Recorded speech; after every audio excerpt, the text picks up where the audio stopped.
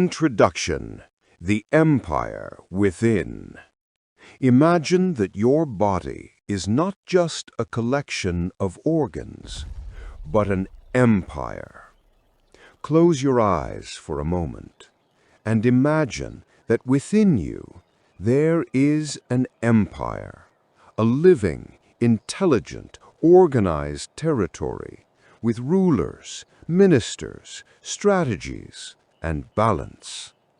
A vast territory in constant motion, with cities, roads, rivers, and millions of processes happening in silence.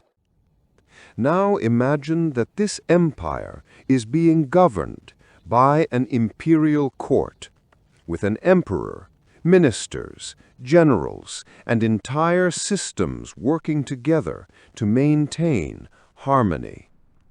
In traditional Chinese medicine, we call this the Zang-Fu system. The Imperial Court. The theory of Zang-Fu describes how the organs and viscera work together, not only physically, but also energetically, emotionally, and functionally. The ancient Chinese saw the body as an imperial court, influenced by political organization, Taoist philosophy, and even military strategy.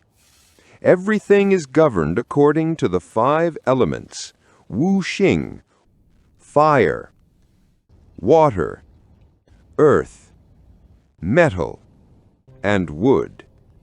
Each element represents a palace within this great court. Palace of Fire, the Emperor. At the center of everything stands the Emperor, the heart, Shén. It is the heart that governs the empire. It is the consciousness of the empire. It is not just an organ.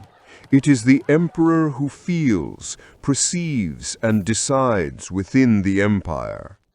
It is in this palace that the Shén resides, the mind, the spirit. If the emperor is well, there is order.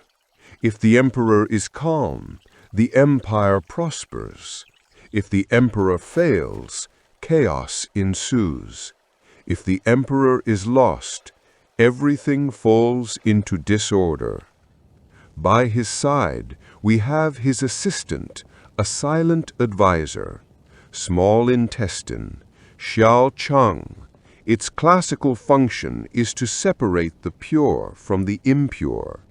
This assistant is responsible for separating the clear from the turbid.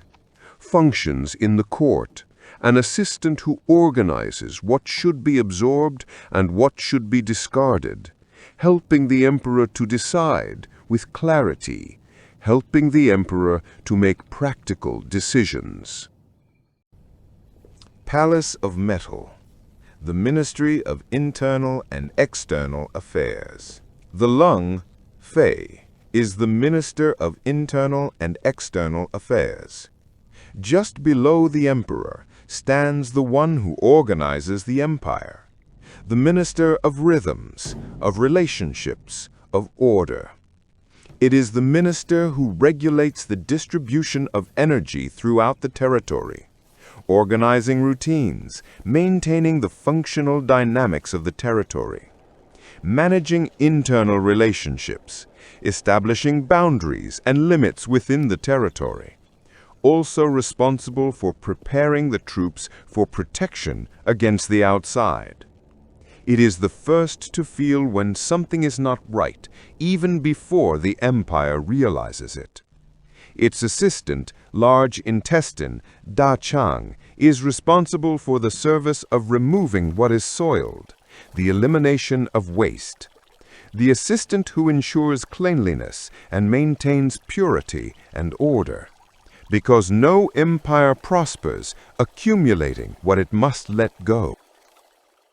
Palace of Wood, the armed forces. The general is the liver, Gan. It is the movement, strategic, visionary, impulsive when necessary. The general plans, defines strategies, distributes resources, creates direction, and executes the emperor's orders. He acts in accordance with his emperor, calming the emperor when necessary, but also executing guidelines and resources according to the directives and plans drawn up by the emperor. But beware, a general without balance creates war within the empire itself. A general without balance does not distribute the territory's resources well. That is why, at his side, he has his assistant, Gallbladder, done. This assistant softens the general's actions, avoids impulsive decisions, and brings clarity and courage to decision-making and judgment. It is the gallbladder that transforms impulse into harmonious action. Palace of Earth, the ministry of transformation and storage. Now we enter the base of the empire's survival. The one responsible is the spleen, P, the guardian of nutrition and sustainability. This ministry is responsible for the transformation of the raw into the usable, of food into energy, of matter into life. This ministry manages the empire's resources, ensuring that the entire population is nourished. Without this ministry, the empire has no strength, no stability.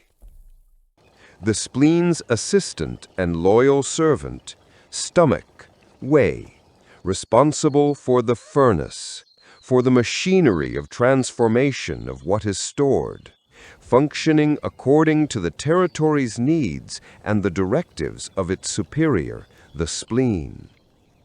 The two work together like no other pair in the empire.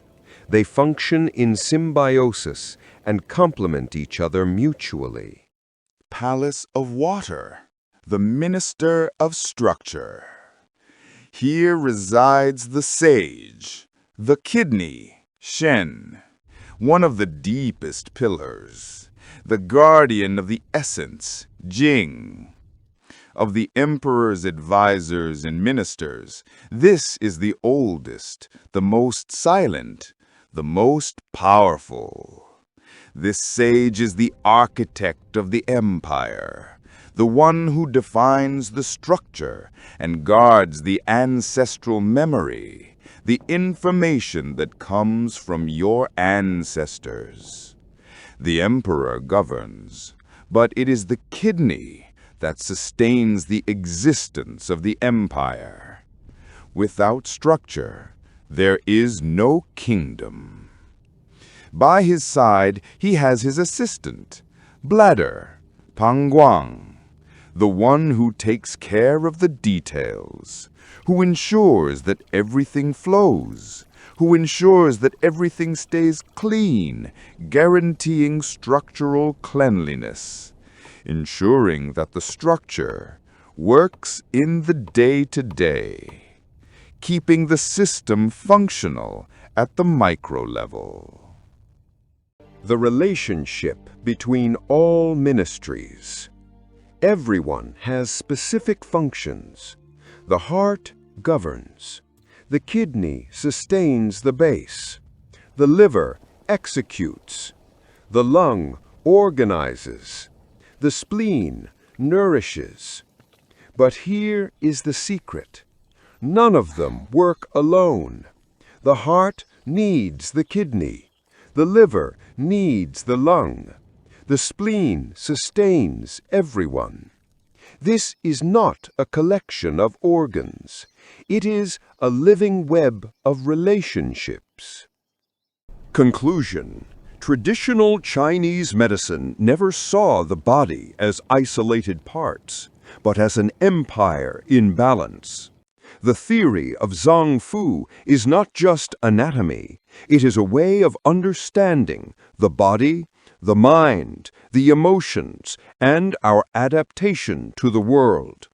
Just like an empire, your health depends on the harmony between all its rulers. And perhaps the real question is, how is your empire at this moment? Is it at peace or on the edge of chaos?